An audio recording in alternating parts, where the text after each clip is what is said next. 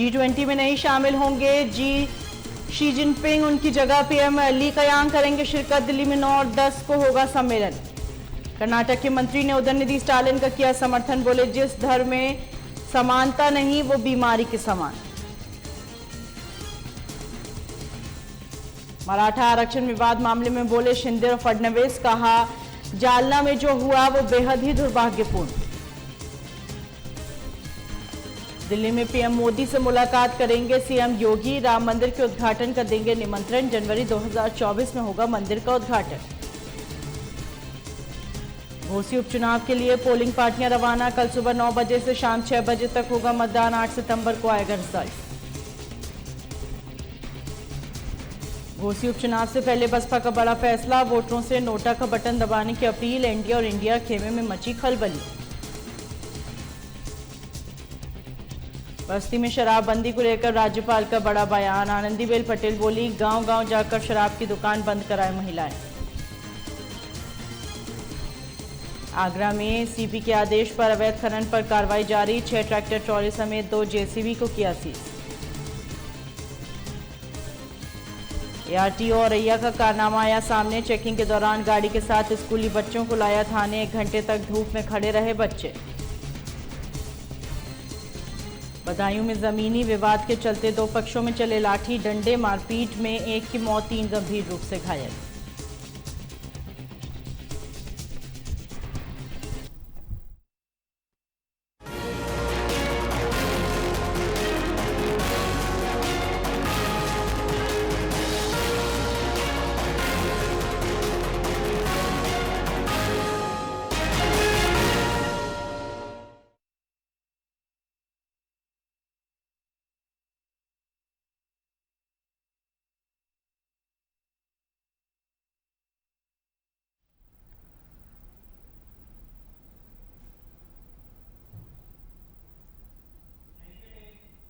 नमस्कार, स्वागत है आपका। आप देख रहे हैं न्यूज लाइव। मैं हूं आपके साथ है ना। बुलेटिन की शुरुआत करते हैं उत्तराखंड की खबरों के साथ।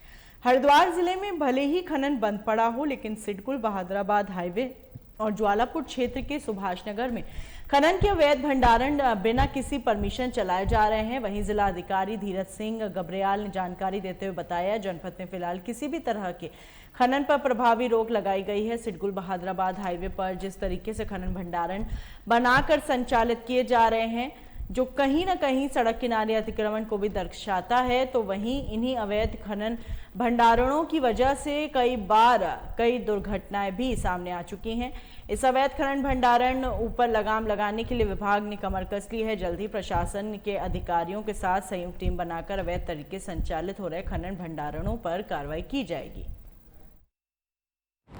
टीम तो ऑलरेडी बनी रहती है, लेकिन अभी जो शिकायतें मिल रही हैं उनको चेक करने के लिए, जिन्होंने अवैध रूप से खनन सामग्री वगैरह इकट्ठा कर रखी है, तो उसको चेक हम करेंगे। और सड़क किनारे खासकर जिन्होंने जमा किया है और जिन्होंने खाली प्लॉटों में जिन्होंने जमा किया है, तो कहीं न कहीं अगर ये पाया जाता है तो इसका मतलब सीधा अर्थ ये माना जा सकता है कि अवैध खनन हो रहा है और उन लोग वहां से अपना इकट्ठा कर रहे हैं, तो उसमें तुरंत हम कार्रवाई कर रहे हैं।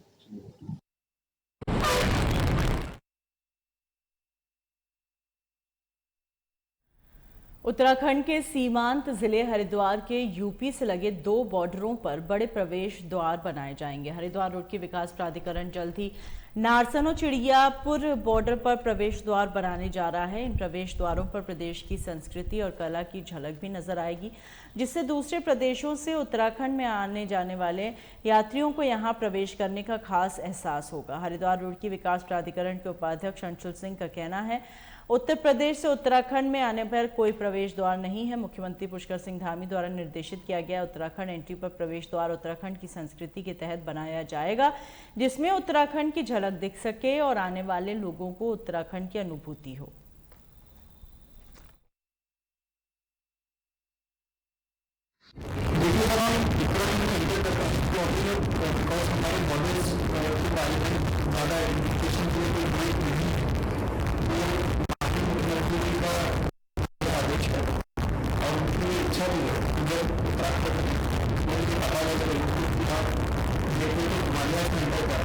और उसी हिसाब से हम लोग वहाँ की लिस्ट बनाते हैं। ये देश है कि उनकी संख्या इसमें हम लोग कोशिश करेंगे कि उत्तराखंड की संस्कृति झलके और लोगों को एक अलग फीलिंग आए करके उसमें एंटर करें।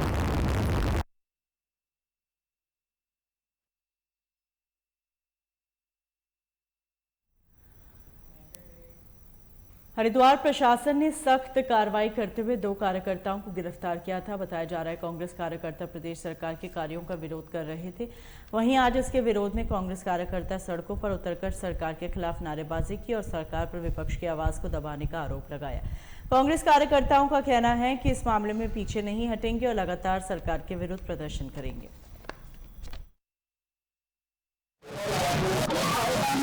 भारतीय जनता पार्टी पुष्करवाणी दिशाहीन हो चुके हैं। उनको विकास से, एजुकेशन से, स्वास्थ्य से पूरा हरिद्वार आज भी बाढ़ आपदा में परेशान है। पर उनको इन सब चीजों में इंटरेस्ट नहीं है। उनको इंटरेस्ट ये है कि मेरा पुतला कौन फेंक रहा है, मेरे मुर्दाबाद कौन कर रहा है। तो उनको आईना दिखाने के लिए जो उन्होंने परसों हमारे 2 लड़कों को कोतवाली में दिखवाने का भारतीय जनता पार्टी ने, सरकार ने कार्य किया, आज उनकी आंखें खोलने के लिए कांग्रेस पार्टी के कार्यकर्ता निकल के आए थे। और ये बड़ा क्लियर और स्ट्रेट फॉरवर्ड मैसेज है कि आप अगर 2 आदमी दिखाओगे तो हम 2 से तैयार हैं बैठने के लिए। कभी भी संघर्ष से पीछे नहीं हटेंगे।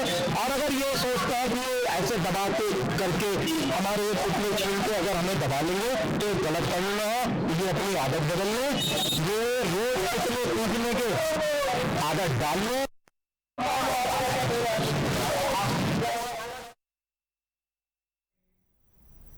उधम सिंह नगर के जसपुर कोतवाली क्षेत्र अंतर्गत पूरनपुर गांव में एक युवक ने फांसी लगाकर आत्महत्या कर ली। वहीं ग्रामीणों की सूचना पर पहुंची पुलिस ने शव को कब्जे में लेकर पोस्टमार्टम के लिए भेजा। पुलिस क्षेत्राधिकारी काशीपुर वंदना वर्मा का कहना है आत्महत्या का कारण स्पष्ट नहीं हो पाया है। परिजनों की तहरीर के बाद आगे की कार्रवाई की जाएगी। देखिए, ये एक सूचना प्राप्त हुई थी नादेड़ी पुलिस चौकी थाना जसपुर को, जिसमें एक पूरनपुर गांव के रहने वाले 20 वर्षीय युवक ने अपने घर में ही फांसी लगाकर आत्महत्या कर ली थी। इस सूचना पर पुलिस मौके पर पहुंची और शव को उतार कर उसके बाद उसका पंचायतनामा भरकर पोस्टमार्टम के लिए भिजवाया है। अभी घटना का क्या कारण रहा, आत्महत्या क्यों की है, इस बारे में भी कोई जानकारी नहीं मिल पाई है। इसके आसपास हमने सुसाइड नोट के लिए भी तलाश की और इसके जो भी मोबाइल वगैरह है उसके लिए भी तलाशी की, लेकिन इसके पास सामान्य कीपैड वाला मोबाइल है। तो अभी वर्तमान में घटना के कारणों का पता नहीं चल पाया है। यदि परिजनों की तरफ से कोई तहरीर आती है तो उसमें अग्रिम कार्रवाई।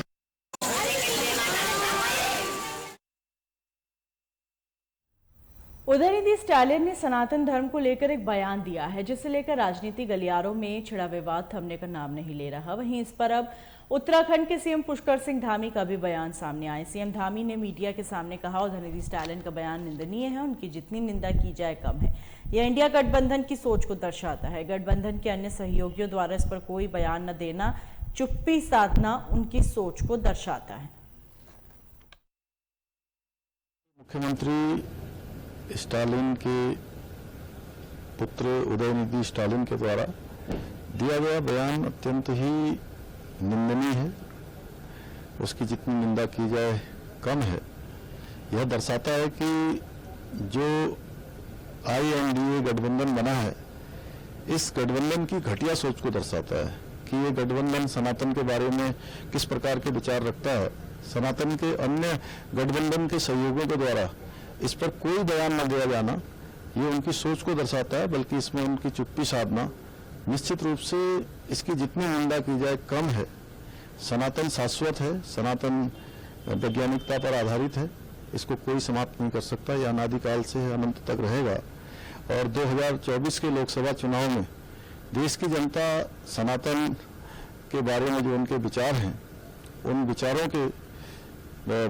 विचारों को मैं कहूँगा कि जिस प्रकार की घटिया सोच के तहत इन्होंने जो बयान दिए हैं, जो सोच है, 2024 के चुनाव में इनको पूरी तरह से सबक सिखाएगी।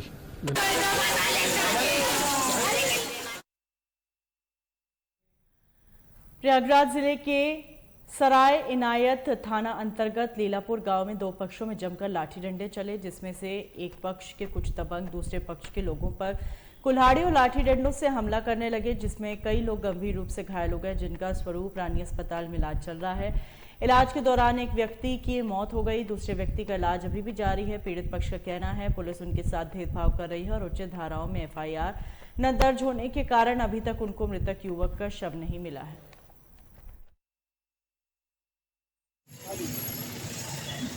जो है तीनों चारों महताजी और वो देवेश कुमार, चंद्रभान, इंद्रभान, सुषमा देवी, दोनों चारों जो है एकाएक प्लान बनाकर हमारे दादा हमारे भैया को जो है एकाएक उन्होंने सरिया बल्लम कुल्हाड़ी रात से एकाएक अटैक करके जान मारने के प्रयास कर रहे थे। वहाँ पे घटनास्थल पर हम लोग जो है बनी गए। वहाँ से जो है SRN अस्पताल बेली में भेजा गया। बेली के बाद जो है SRN में आए, यहाँ पर कोई भी जो है जो विवेचक थे यहाँ पर आए, यहाँ पर जो है यहाँ पर कोई विवेचना नहीं किए, कुछ भी नहीं, न तो धरा पर आ गया, न तो उनको कानून से कोई सुधार मिल रहा है। क्या चाहते हैं आप? हमें न्याय चाहते हैं, हमें न्याय मिलना चाहिए।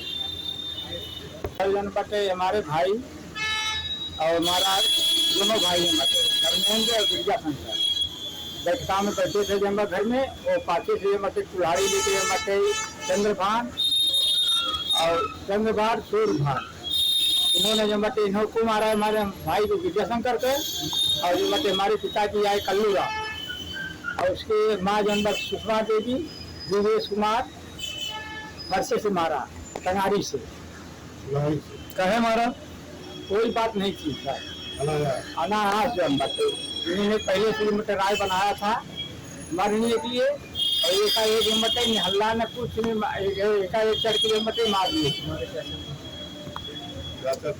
हमारे चाचा हरिलाल को सरिया से मार दिए, उनका सब फाड़ गया। अब क्या चाहते हैं आप? अक्सर कोई सुनाई नहीं हो रही है। हमारे पिता है जी उनका देहांत हो गया, और हमारे भाई यहाँ भर्ती है स्वरूप रानी में, उनका हाथ टूट गया। थाने में FIR में गए थे, कोई FIR नहीं थी। को हमारे घर में घुस के सूर्यभान, चंद्रभान, दिवेश कुमार, सुषमा देवी हमारे घुस में हमला किया हमारे चाचा के ऊपर। चाचा को फिर छोड़ के हमारे दादा को मरा हुआ टेंगारी से, कुल्हाड़ी से और राज लिए थे। ये लेके सारे घर के अंदर घुस के मारे। उसके बाद वहाँ से हमारे चाचा के लिए तुरंत दादाजी को लेके अस्पताल में गए। वहाँ से फिर क्या बोलते हैं बनी हॉस्पिटल के फिर बेली ट्रांसफर किया, बेली से स्वरूप रानी में। 6 दिन से हमारे दादाजी का एकदम तबीयत खराब थी, मतलब बोल नहीं रहे थे, ना ही आँखें खोल रहे थे। और हमारे चाचा जी का हाथ टूट गया, यहाँ पे राड डाले हुए है। और जो हमारे टाका को भी यहाँ पे लगे थे, बल्लम मारी थे औरत, यहाँ पे टाका लगा है 7 टाका। अब पुलिस में कोई कार्रवाई नहीं हो रही। नॉर्मल धारा दिए थे, FIR करने गए थे, तो वहाँ पे जो FIR करने वाले थे बोलते हमारा दिमाग नहीं काम कर रहा है, हमारा दिमाग नहीं काम कर रहा है। बाद में FIR किए किसी के कहने से 154 का धारा नॉर्मल धारा लगाया गया है, जिससे कोई कार्रवाई नहीं हो रही है। ना हमको आज हमारे दादाजी कल ही गुजर गए। दादाजी गुजरने के बाद कोई सुनवाई नहीं हो रहा। पुलिस आ रही है, जा रही है, बस अपनी मर्जी से कर रही है, कुछ सुनवाई नहीं कर रही है। हमको 302 और 307 की धारा चाहिए। हमारे दादाजी गुजर चुके हैं। क्या नाम है आपका? हमारा नाम है उनकी पोता, हमारे दादा कल्लू राम के पोते अजीत कुमार यादव। कहाँ के रहने वाले हैं? लीलापुर ग्राम, लीलापुर कला।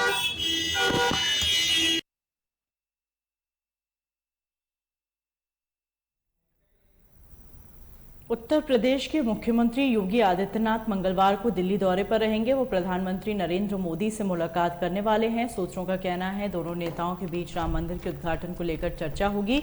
राम मंदिर उद्घाटन को लेकर पहले ही मंदिर ट्रस्ट की ओर से कहा जा चुका है। इसको लेकर प्रधानमंत्री नरेंद्र मोदी को न्योता भेजा जाएगा। बता दें काशी विश्वनाथ की तरह पीएम मोदी की अयोध्या में राम मंदिर से जुड़े निर्णय कार्य पर पैनी नजर है। राम मंदिर के शिलान्यास कार्यक्रम के बाद से ही वो लगातार इस बारे में जानकारी लेते रहते हैं।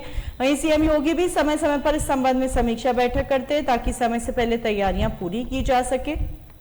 जानकारी के मुताबिक 21 से 23 जनवरी के बीच राम मंदिर की प्राण प्रतिष्ठा समारोह को संपन्न किया जा सकता है। ये शुभ तिथियों की जानकारी पहले पीएम मोदी को भेजी गई है। वहीं जगतगुरु स्वामी रामभद्राचार्य ने भी कहा है 22 जनवरी को रामलला मंदिर में विराजमान हो जाएंगे।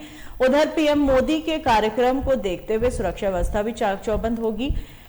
एसपीजी स्थानीय पुलिस के अलावा अर्धसैनिक बलों की तैनाती भी अयोध्या जिले में होगी और बड़ी संख्या में वीआईपी हस्तियां उस दिन मंदिर परिसर में होंगी।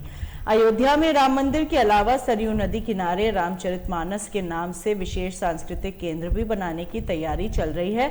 साथ ही एक टेंपल म्यूजियम के निर्माण की भी चर्चा है। इसमें भारत के सभी धार्मिक स्थलों की झलक मिलेगी।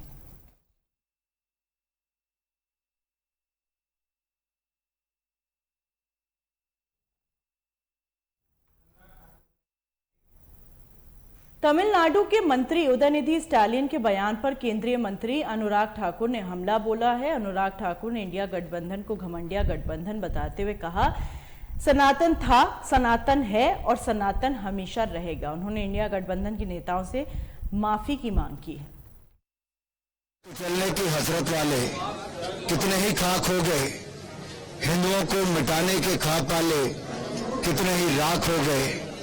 सुनो घमंडिया गठबंधन के घमंडियों, तुम और तुम्हारे मित्र रहे न रहे, सनातन था, सनातन है और सनातन रहेगा। तो बार बार प्रयास घमंडिया गठबंधन के एक के बाद दूसरे नेता ने किया है हिंदुओं पर वार करने का, चाहे वो शब्दों से हो, बम से हो या उनको कुचलने की बात हो। राम नामी का जुलूस अगर बंगाल में निकलता है तो बम और गोली चलाई जाती है। बिहार में रामायण पर और मां सीता पर अपशब्द कहने वाले और यूपी में ये घमंडिया गठबंधन के नेता नहीं थकते। हिंदू आतंकवाद कहने की होड़ कांग्रेस में एक के बाद दूसरे नेता की लगी है। आखिर इनकी मंशा और मानसिकता क्या है? ये राजनीति के लिए इतना नीचे गिर जाएंगे कि सनातन धर्म को खत्म करने की बात करेंगे, हिंदुओं को कुचलने की बात करेंगे, हिंदू आतंकवाद की बात कहेंगे। ये दिखाता है कि ये ध्रुवीकरण करके राजनीतिक लाभ उठाना चाहते हैं, लेकिन देश की जनता इनका असली चेहरा जानती है, इनको सही ठिकाने पर पहुंचाएगी। पूरे देश से इस गठबंधन के नेताओं को माफी मांगनी चाहिए। खड़गे जी हो, राहुल गांधी जी हो, सोनिया जी हो, बाकी राजनीतिक दलों के नेता हो, इनको पूरे देश और हिंदू समाज से माफी मांगनी चाहिए। देश इनको माफ नहीं करेगा। सनातन को कुचलने की हसरत वाले कितने ही खाक।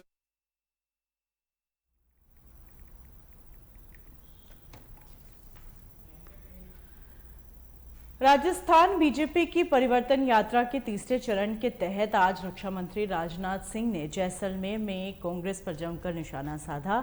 केंद्रीय रक्षा मंत्री ने कहा कि चंद्रयान सफलतापूर्वक उतर गया, लेकिन राहुल यान न तो लॉन्च हो सका न ही लैंड हो पाया। उन्होंने इंडिया गठबंधन पर तंज कसते हुए कहा, इनके गठबंधन के हालात नाम पड़े हैं, दर्शन छोटे हैं।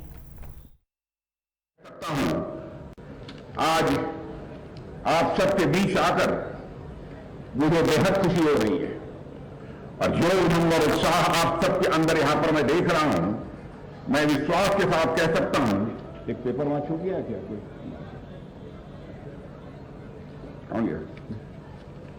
मैं पूरे विश्वास के साथ मैं कह सकता हूं कि इस बार राजस्थान प्रदेश में भारतीय जनता पार्टी की सरकार बनने से अब कोई ताकत हमें रोक नहीं सकती। आज जिस धरती पर हम सब यहां पर मौजूद हैं,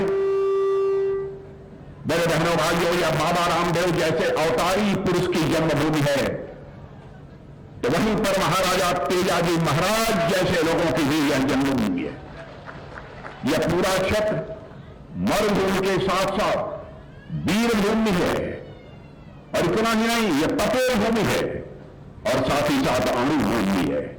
5 परमाणु परीक्षण इसी धरती पर हुए हैं, और इस धरती पर 1971 में भारत पाक युद्ध के दौरान लोंगोवाला की लड़ाई भी लड़ी गई थी, जिसमें भारत ने निर्णायक विजय हासिल की थी। बहनों भाइयों, यह वही धरती है। 1998 में भी यही परमाणु परीक्षण हुआ था, और देकर उसी परमाणु परीक्षण के कारण भारत दुनिया में एक न्यूक्लियर पावर के रूप में जाना जाने लगा था। यह ऐसी धरती है साथियों, इस देश के वैज्ञानिकों ने भारत का मस्तक ऊंचा किया है, और मैं मानता हूं इस देश के वैज्ञानिकों ने जहां भारत का मस्तक ऊंचा किया है, वहीं पर भारत के सेना के जवानों ने भारत की सीमाओं की रक्षा करके भारत का मस्तक ऊंचा किया है। इसीलिए मैं कहता हूं कि हमारे इस देश को बराबर अपने वैज्ञानिकों पर गर्व है और अपने देश की सेना पर गर्व है। मैं मानता हूं 1998 में भारत ने जो छलांग भारत का परमाणु परीक्षण करके लगाई थी, उसी तरह की लंबी छलांग 23 अगस्त 23 को मिशन चंद्रयान की सफलता के साथ भारत ने एक बार और लगाई है। मेरे बहनों भाइयों, भारत अब यह चांद पर पहुंच गया है। दक्षिणी ध्रुव पर लैंडिंग हुई है। चंद्रमा के दक्षिण ध्रुव पर दुनिया का कोई देश नहीं जा पाया है। चंद्रयान 2 जिस समय विफल हुआ था, तो उस समय हमारे प्रतिपक्ष के लोग भी यह कहते थे, यह क्या हुआ है, तरह तरह की बातें किया करते थे। लेकिन उस संकट की घड़ी में भी हमारे प्रधानमंत्री मोदी जी वैज्ञानिकों से जाकर उन्हें गले लगाकर उनकी हौसला अफजाई की थी। और आपने देखा कि इस बार चंद्रयान 3 पूरी तरह से दक्षिणी ध्रुव पर लैंड करने में यह कामयाब हुआ है। भारत चांद पर तो पहुंच गया है मेरे बहनों भाइयों, और 15 लाख किलोमीटर की दूरी तय करके।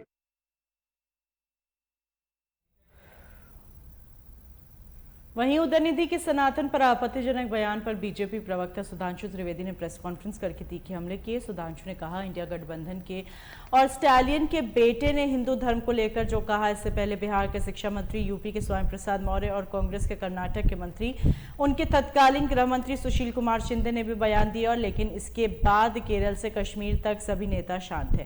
सुधांशु त्रिवेदी ने कहा, यह सिर्फ सनातन की बेइज्जती है, ये एक विवादित और नफरत फैलाने वाला बयान है। ये मोहब्बत के नाम पर नफरत फैला रहे हैं। ये पूरी तरह से हेट स्पीच का मामला है और कोर्ट को संज्ञान लेना चाहिए। आप सभी ने देखा होगा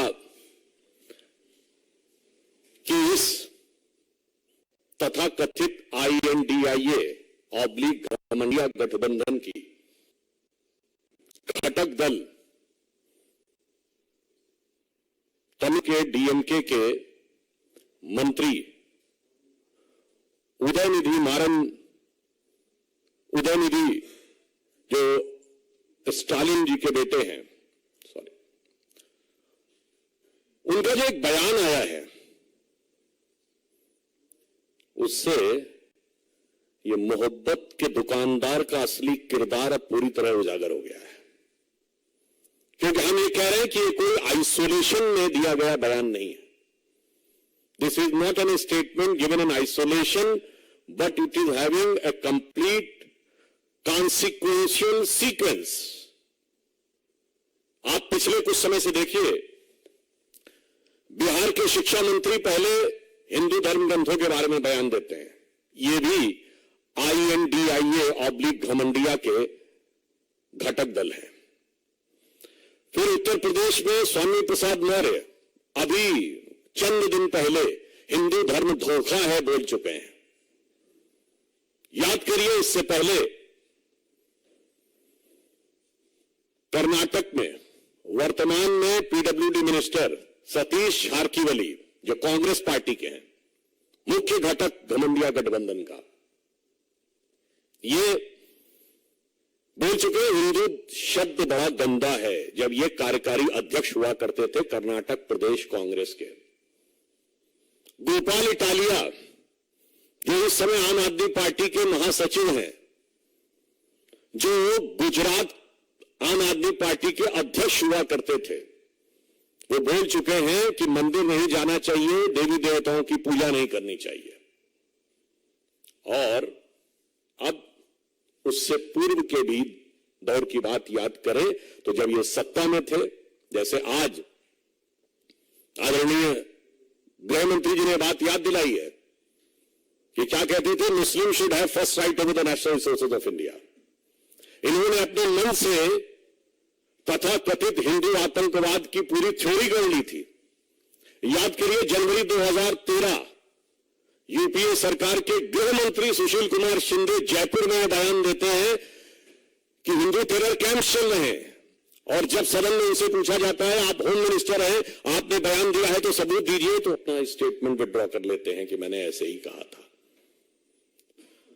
इसलिए ये जो घटनाएं हैं ये केवल ऐसे ही नहीं हो रही हैं। इससे पूर्व भी तमिलनाडु में कोलत्तूर गांव, पेरंबूर जिला, वहां पर कुछ साल पहले यह कह दिया गया कि मुस्लिम समाज की आबादी 70% हो गई है तो मंदिरों में पूजा नहीं होनी चाहिए क्योंकि उनकी धार्मिक भावनाएं हर्ट होती हैं। और इसी गठबंधन के घटक दल डीएमके की सरकार ने उसे एक्सेप्ट कर लिया। तो मद्रास हाई कोर्ट ने इंटरव्यू किया कि किसी भी समुदाय का बहुमत हो गया, इसके आधार पर दूसरे समुदाय की पूजा नहीं रोकी जा सकती। केरल से कश्मीर तक सेकुलरिज्म के सारे सूरमा मुंह में दही जमाकर बैठते रहे। और आज जो एक घटना हुई है जिस पर हम आपका ध्यान आकर्षित करने के लिए आए, इस पूरी श्रृंखला को देखिए। और ये जो घटना हुई है इसमें तमिलनाडु के मंत्री उदयनिधि जिस कॉन्फ्रेंस में पार्टिसिपेट कर रहे थे, उस कॉन्फ्रेंस का शीर्षक क्या था?